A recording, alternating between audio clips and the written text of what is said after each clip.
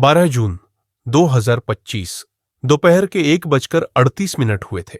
Air India flight 71 ने Ahmedabad international airport के runway 23 से उड़ान भरी।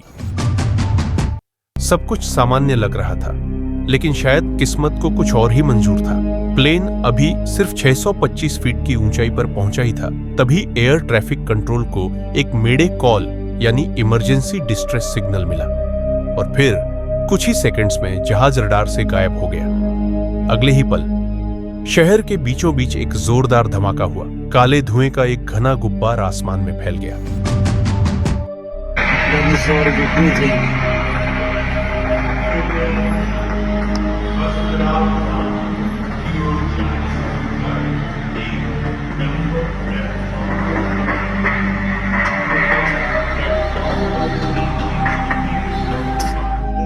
और लोग समझ ही नहीं पाए कि हुआ क्या है। जिस जहाज ने अभी अभी टेक ऑफ किया था, वही बोइंग 787 ड्रीमलाइनर जो 242 यात्रियों को लेकर लंदन जा रहा था, वो सीधा टकरा गया एक मेडिकल कॉलेज के हॉस्टल से, जहां बच्चे दोपहर का खाना खा रहे थे, कुछ सो रहे थे और कुछ अपने एग्जाम्स की तैयारी कर रहे थे। रिपोर्ट्स के मुताबिक इस हादसे में 294 लोगों की जान चली गई। जी हां, प्लेन में मौजूद 242 लोग और जमीन पर मौजूद हॉस्टल के दर्जनों मासूम स्टूडेंट्स।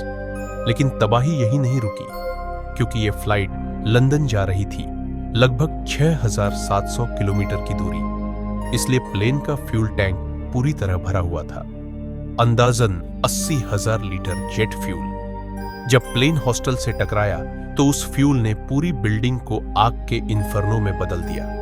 आग इतनी भीषण थी कि चारों ओर जलते हुए लोहे के टुकड़े बरसने लगे। फायर ब्रिगेड के लिए भी आग पर काबू पाना बेहद मुश्किल हो गया। इस फ्लाइट में 230 पैसेंजर्स और 12 क्रू मेंबर्स सवार थे। 169 भारतीय नागरिक, 53 ब्रिटिश, 7 लोग पुर्तगाल से, 1 कनाडा से। इसमें 11 बच्चे और 2 नवजात शिशु भी शामिल थे। कैप्टन सुमित सबरवाल और फर्स्ट ऑफिसर क्लाइव कुंदार दोनों ही अनुभवी पायलट माने जाते थे। फिर भी इस प्लेन क्रैश से कोई नहीं बच पाया, सिवाय एक इंसान के, रमेश विश्वास कुमार, जो कि इमरजेंसी एग्जिट के पास सीट नंबर 11A पर बैठा था।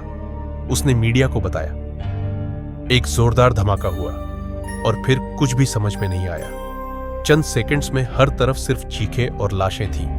मैं दौड़कर बाहर निकला, कोई मुझे एम्बुलेंस में डालकर ले गया, लेकिन मेरा भाई अजय, जो मेरे साथ था, अब तक लापता है।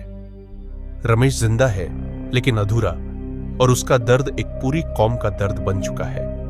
यह एयरक्राफ्ट 11 साल पुराना था और बोइंग 787 ड्रीमलाइनर को एक सेफ और भरोसेमंद प्लेन माना जाता है। लेकिन फिर सवाल उठता है, आखिर हुआ क्या? क्या इंजन फेल हो गया था? क्या फ्यूल टैंक फटा? या फिर कोई टेक्निकल मॉल फंक्शन? कुछ रिपोर्ट्स के मुताबिक टेक ऑफ के तुरंत बाद प्लेन हाइट गेन नहीं कर पाया। ऐसा लगता है कि इंजन ने पूरी ताकत नहीं दी और प्लेन को वो लिफ्ट नहीं मिल पाई जो जरूरी थी।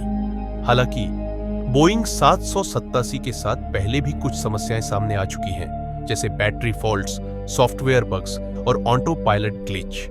लेकिन यह साफ नहीं है कि इस हादसे में उन पुराने इश्यूज का कोई रोल था या नहीं।